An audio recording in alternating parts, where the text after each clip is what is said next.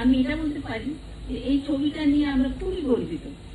খুব ভালো লেগেছে আমাদের যখন ছবিটা হয়েছে, তখন আমরা একটা নতুন আইডিয়া, ফ্রেশনেসটা খুব ইন্টারেস্টিং। কোনো অভিনেতা যারা কাজ করেছে তাদের আগে আপনারা কোথাও আগে দেখেননি, হয়তো একটা কোথাও হয়তো দেখেছেন, আমার মনে হয় কিন্তু শুধু সে করেছে হয়তো, কিন্তু বাকিরা সব নতুন। আর কি সাবলীল অ্যাক্টিং করেছে সবাই, ভীষণ ভালো লেগেছে আমার।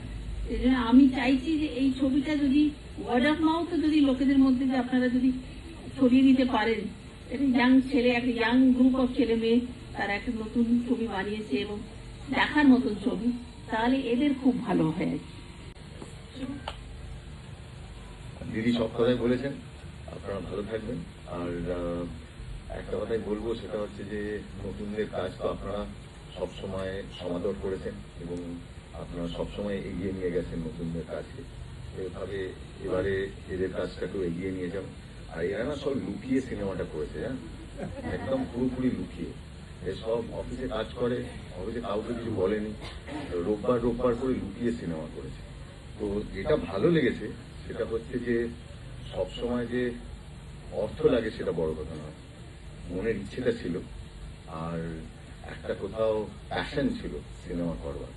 সেই প্যাশনটার জন্য আমরা দিদি এবং আমরা ঠিক করেছি এদের উপর রাগ করি। তার কারণ হচ্ছে এরা অফিসে আমাদেরই অফিসে কাজ করে, নন্দন তো ভাগ্যশ্রী এরাও রয়েছে, প্রীতমও রয়েছে, কিন্তু এক মুহূর্তের জন্য শুভও রয়েছে।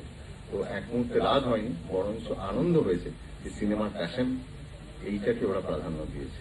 ভালো থাকবেন, সুখে থাকবেন।